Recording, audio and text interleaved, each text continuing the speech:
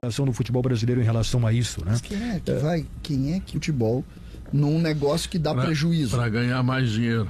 Não, é um negócio que dá prejuízo. Não, o futebol brasileiro dá prejuízo. Prejuízo, esqueçam isso. Então, o que está acontecendo é que o futebol está virando, pelo menos na Europa, eu tenho insistido nisso. Vamos pensar sobre isso. O futebol brasileiro na Europa virou brincadeirinha de cara que produz petróleo. Tá? Essa é a verdade. O negócio futebol brasileiro, os clubes não são endividados por acaso. Eles estão endividados porque o negócio dá prejuízo. O Grêmio hoje, só para vocês terem uma ideia do absurdo que é a legislação que cuida do futebol brasileiro, criada há bastante tempo, a Lei Pelé, o Grêmio paga hoje para um jogador que joga no Campeonato Paulista e que se aposentou no ano passado. O Grêmio paga 50 mil por mês pro GPR. 50 mil. Ele joga no Ituano e ele se aposentou em Porto Alegre. Não, pensem nisso. Então, é um negócio que dá prejuízo. As SAFs vão entrar. O que é a SAF? São estruturas que têm muita grana e que querem lucro. Por que eles vão botar dinheiro num lugar que dá prejuízo? Porque dá prejuízo. Essa é a verdade. O Bragantino tem prejuízo? O Bragantino, Pedro... Ele está vendendo 2 jogadores para o Flamengo por 15 milhões de... O Bragantino não foi construído no Brasil. Não é construído aqui. Nós vamos ver um fenômeno, tá? Vou dar um exemplo aqui de um fenômeno que vai acontecer que ninguém está se dando conta. Há alguns anos atrás, o Grupo City contratou o Diego Rosa. Diego Rosa. Sim. O Diego Rosa era um jovem promissor do Grêmio, que o Grupo City, que na época não tinha estrutura no Brasil... foi lá resolveu achar que ele era o melhor volante do Brasil. Foi ali, pagou 6 milhões de euros, mais gatilho aqui, gatilho ali e tal. Por quê?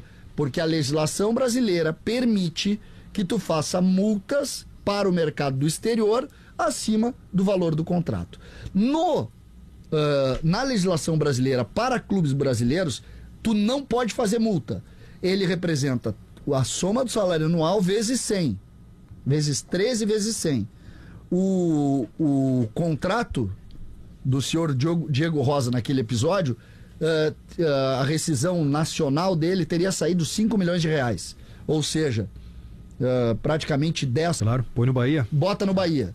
O Textor chega hoje aqui em Porto Alegre, tira um jogador da base do Inter pelo valor da multa não, é de um multimilionário que não ganha dinheiro com futebol, gente. O City tem uma estrutura... Da onde é que é o dinheiro do City? O City não ganha... De Abu Dhabi. De Abu Dhabi. Pô, vamos parar com isso. São financeira de grupos que muitas vezes são de fora para cá, de fora para dentro, que vão trabalhar na base do futebol brasileiro e vão levar os caras de graça dos clubes. Aí vai ficar todo mundo se olhando. Fizeram a rescisão. Esses dias eu vi uma matéria de um jogador do Grêmio da base. O Jefinho é um caso, né? Eu vi uma matéria, Gabardo, de um cara da base do Grêmio, que a multa eu só não sei qual é o jogador, se eu soubesse eu diria que não me lembro do nome do jogador, que era 40 milhões de euros a multa, aí tu bota 40 milhões de euros. A rescisão dele era 6 milhões e 200. Sim. 6 milhões e 200. O Jardiel é um caso parecido, né? O Jardiel. Se hoje chegar alguém convencer o Jardiel para ir para outro clube brasileiro, 6 milhões e 200. Bom, vamos lá. E tenho dito, Pedro, essa relação de mudança no planejamento, não vou falar tão forte, mas essa ideia de imaginar o Grêmio sem a contratação de um grande nome, buscando outras posições, tem um pouco a ver com o que está acontecendo em São Paulo ou não? Em São Paulo?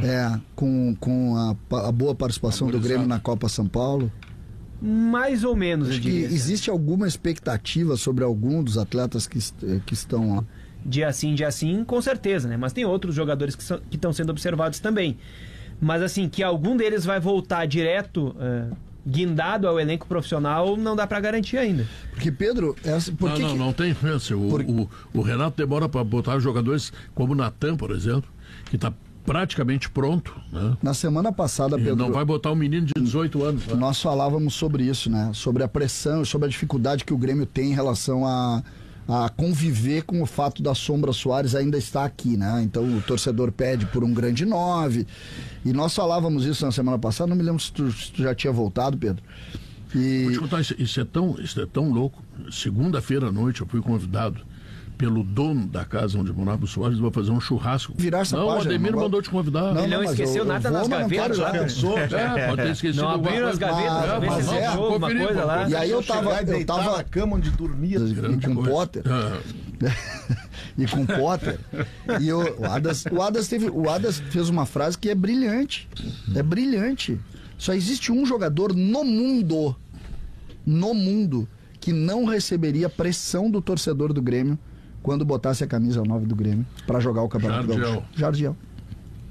Aí tu vai dizer... O Haaland também. Não, mas tu entendeu. Mas tu entendeu a lógica. Lewandowski. O torcedor do Grêmio, se o JP Galvão botar, vai ter um nível de exigência. Se o André Henrique botar, vai ter um nível de exigência. Se tu bota o menino da base, tu tem outro olhar do torcedor.